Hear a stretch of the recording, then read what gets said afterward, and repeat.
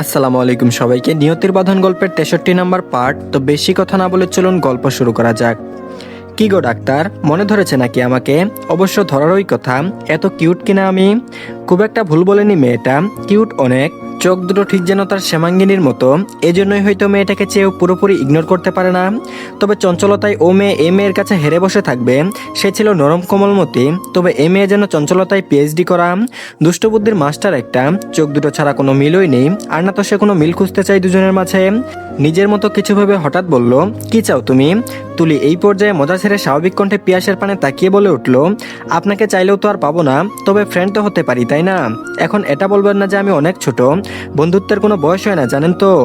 আর এদিকে পিয়াস ঘড়িতে একবার সময় দেখে টাকা বের করে একটা ছেলেকে ডেকে বিল মিটিয়ে উঠে দাঁড়ালো।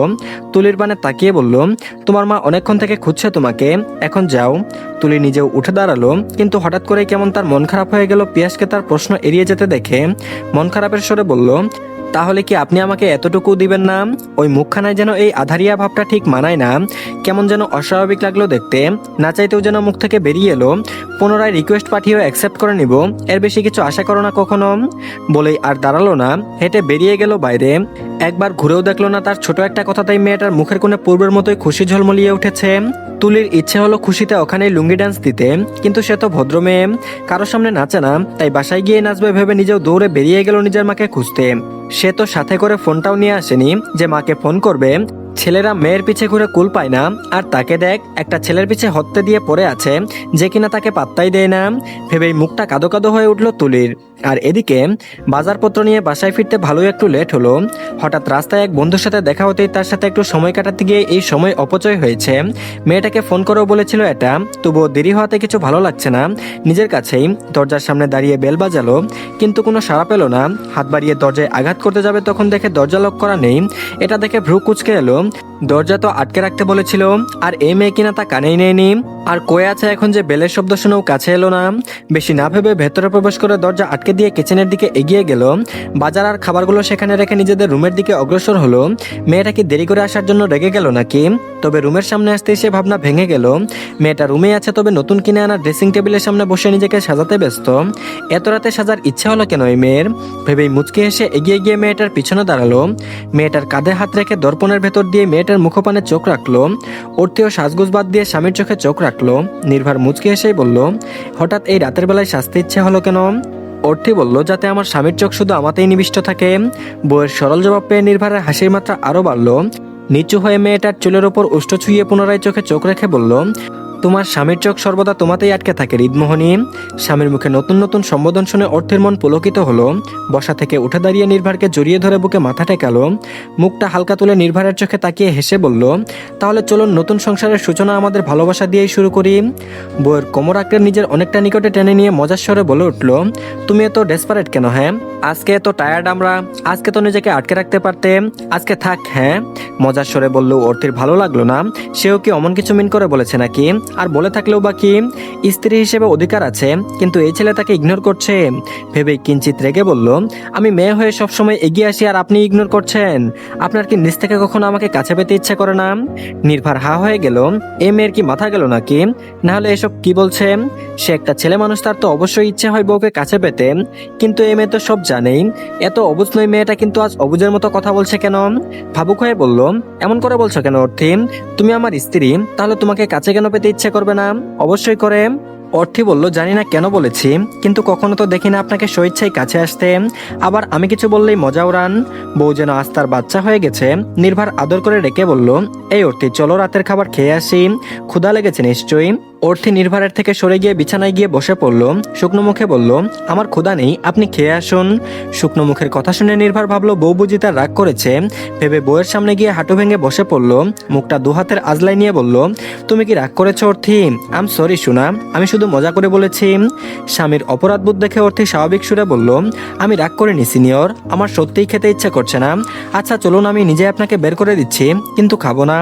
বউ রাগ করেনি বুঝতে পেরে স্বস্তি পেল নির্ভার, কিন্তু মেয়েটা খাবে না শুনে নিজের আর খেতে ইচ্ছে করলো না। ওর থেকে বাধা দিয়ে বলল, সত্যি বলতে আমারও খেতে ইচ্ছে করছে না, আজ বরং নাই খাই। অর্থি বলল, তাহলে যান পড়তে বসুন, আমি ঘুমাই। মানলো না নির্ভার। আকস্মাৎ মেয়েটার চুলের মাঝে একটা হাত গুলিয়ে দিয়ে মেয়েটার মুখটা অনেকটা নিকটে নিয়ে এলো। চোখে আর সরে মাদকতা মিশিয়ে বলে উঠল, আজ পড়তে ইচ্ছে করছে না বউ, কিন্তু তোমাকে রোমান্টিক পাঠ পড়াতে ভীষণ ইচ্ছে করছে। তুমি রেডি তো? স্বামীর আকস্মিক পরিবর্তন দেখে ভরকালো মেয়েটা। জবাব দিতেই ভুলে গেল। অর্থিকে চুপ থাকতে দেখে নির্ভার জবাবের অপেক্ষায় না থেকে মেয়েটার উষ্ঠজোড়ায় আঁকড়ে ধরল। অর্থি শুরুতে ভেবাচাকা খেয়ে গেল, পরক্ষণে স্বামীর মাতালি স্পর্শ পেয়ে নিজেও ধ্যানে ফিরল। বাধা না দিয়ে নিজেও সাই জানাতে শুরু করলো। এতে নির্ভার যেন ভদ্রতার খোলস ছেড়ে আজ অভদ্রতার রূপ ধারণ করলো।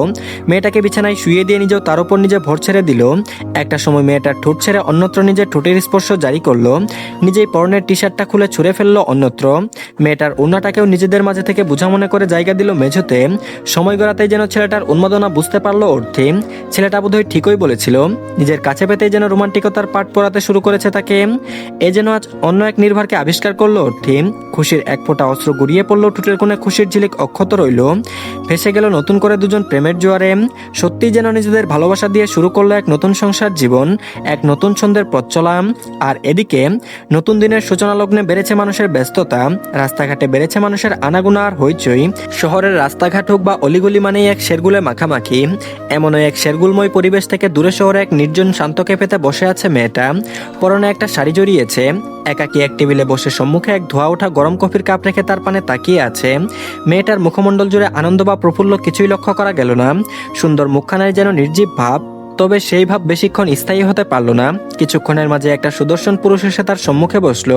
তাকে দেখতেই মুখের কোণে এক চিলতে হাসি ফুটিয়ে তুলল, তবে তা জোরপূর্বক নাকি স্বেচ্ছায় বোঝা গেল না। ছেলেটা তার বাগদত্তা, আর সপ্তাহখানেক বাদেই তার সাথে বিয়ে। একবার ছেলেটার পানে ভালো করে তাকিয়ে দেখলো। রায়ানের থেকে এই ছেলেটা কম কিসে বুঝলো না।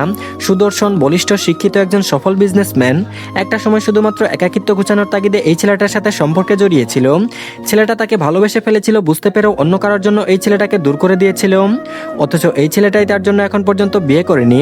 সুযোগ পেতেই পুনরায় তার জীবনে ফিরে এসেছে। সব বোঝার পরেও যে ছেলেকে ছেড়েছিল, সেই ছেলের ফিরে আসায় কিছুটা লজ্জিত হয়েছিল। কিন্তু ছেলেটা তাকে বুঝিয়েছে, ভরসা দিয়েছে নতুন করে, তাই আর না করতে পারেনি। হয়তো এতে তার বাবারও কিছুটা অবদান আছে। তাছাড়া সেও যদি একটু ভালোবাসা পায়, তাহলে কেন গ্রহণ করবে না? ছেলেটি বলল, দেরি করে ফেলেছি নাকি মিশু? সরি, আসলে রাস্তায় একটু আটকে পড়েছিলাম। সেই পুরনো প্রেমিক যে কিছুদিন বাদে তার স্বামী হতে চলেছে, তার ডাক শুনে ধ্যান ছুটল মুস্কানের। মুখের হাসি অব্যাহত রেখে বলল, ইটস ওকে নিহাত, সবকিছুতে এত ফর্মালিটির প্রয়োজন নেই, খুব দেরি করনি। মুস্কানের জবাব পেয়ে নিহাত আলতো হেসে একটা ওয়েটারকে ডেকে খাবার অর্ডার করলো। তারপর মুস্কানের সামনে 2 ধরনের বিয়ের কার্ড বের করে রাখলো। তারপর বলল, বলো তোমার কোনটা পছন্দ, যেটা চাইবা সেটাই হবে। মুস্কান নিজের পছন্দ মতো একটা নিজের কাছে রেখে বলে উঠল, এটা পছন্দ হয়েছে, তবে এটা নিজের কাছে রাখছি। বিয়ের প্রথম কার্ডটা আমি কাউকে দিতে চাই, এতে তোমার কোনো সমস্যা নেই তো? নিহাত বলল, রায়ানকে দিতে চাও বুঝি? তৎক্ষণাৎ প্রশ্ন পেয়ে মুস্কান একটু ঘাবড়ালো না। ছেলেটা তার বিষয়ে সবই জানে, তাই লুকোচুরির প্রয়োজন মনে করলো না। সে মাথা নেড়ে সম্মতি জানাতেই নিহাত হাসি মুখে বলে উঠল, তুমি যাকে খুশি দিতে পারো, আমার কোনো সমস্যা নেই, শুধু বিয়েটা আমাকে করলেই হবে। বিনিময়ে মুস্কানও হাসলো। খাবার দিয়ে যেতেই দুজন খাবার খাওয়া শুরু করলো। মুস্কান মুখে খাবার পুরে কিছুটা অস্বস্তি নিয়ে বলল, তুমি আমাকে সত্যিই মন থেকে বিয়ে করছো তো নিহাত? খুশি তো তুমি? মেয়েটা রোজই এমন প্রশ্ন করে, রোজ তার একই জবাব, তবুও মেয়েটা বুঝছে না। নিহাত ভালোই বুঝতে পারছে যে মেয়েটা ভেতরে ভেতরে অপরাধ বোধে ভুগছে। সে পুনরায় আস্থাস্বরূপ বলল, তোমাকে আর কিভাবে বুঝালে তুমি বুঝবে মিশু? এত ভেবো না, আমি খুশি, আমার তোমার প্রতি কোনো অভিযোগ নেই, কেন বুঝছো না? জবাবে নতুন কিছু নেই, তবুও মুস্কানের মন যেন মানতে চায় না। ফের বলল, আমার বাবা কি তোমাকে জোর করেছে? প্রশ্ন পেয়ে এবার নিহাত হেসে প্রত্যুত্তর করলো, বিয়ে ভালোবাসা সব জোর করে হয় না মিশু। আই থিঙ্ক এদিনে তুমি তা বুঝতে পেরেছ। আঙ্কেল আমাকে তোমার জীবনে ফিরে আসতেও বলেনি। কেন বলছো এসব কথা? Just focus on me sweetheart. Muskan আর এ বিষয়ে কথা বাড়ালো না, মুখে হাসি ফুটিয়ে খাওয়া শেষ করলো। কিছুটা সময় বসে গল্পে মত্ত হলো দুজন। মাথার উপরের সূর্যটা এখন একটু ঢলে পড়তে শুরু করলো। তখন তারা ক্যাফে থেকে বের হলো। নিহাত মুস্কানকে বিদায় জানিয়ে চলে যেতেই মুস্কান নিজের গাড়ি চড়ে বসলো। পাশে রাখা বিয়ের কার্ডটি দেখে কি মনে করে গাড়ি ছুটালো রায়ানদের হাসপাতালের দিকে। এই বিকেলের সময় ছেলেটা নিশ্চয়ই সেখানে থাকবে ভেবে গাড়ি স্টার্ট দিল। প্রায় 8 ঘন্টা নাগাদ হসপিটালের কাছাকাছি এলো। তখনও গাড়িটা চলমান। হঠাৎ চোখ পড়লো নিশাতের উপর। হসপিটালের সম্মুখেই আছে, রাস্তা পার হয়ে কোথাও যাবে হয়তো। নিশাতকে দেখতেই মুস্কানের কেমন জানি অনুভূতি হলো। এই মেয়েটার জন্য যাকে বিয়ে করতে চেয়েছিল, আজ তাকেই বিয়ের কার্ড দিতে হচ্ছে। বন্ধুত্বটাও ঠিক নেই তাদের। বাবার জোরাজুরিতে সেই 2 মাস আগেই ছেড়েছে হাসপাতাল, অন্যত্র বিয়ে করতে রাজি হতে চেয়েছে। এই সব কিছুর মূলে কি এই মেয়েটা নয়? অথচ তারাই কত ভালো আছে এখন। ভেবেই যেন রাগ হলো। মনে হলো মেয়েটাকে গাড়িতে ধাক্কা মেরে উড়িয়ে দিতে। রাগ মাথাচাড়া দিয়ে উঠতেই সত্যিই গাড়ির স্পিডটা বাড়িয়ে দিল। চোখে মুখে যেন হিংস্রতা ফুটে উঠল। এদিকে অবচেতন মনে রাস্তা পার হওয়া নিশাত বুঝতেই পারল না যে তার দিকে ধেয়ে আসছে কোনো মরণাস্ত্র। তো ধন্যবাদ সবাইকে, এই পার্টটি এই পর্যন্তই। পরবর্তী পার্টও দিয়ে দেওয়া হয়েছে, সবাই দেখে নেবেন।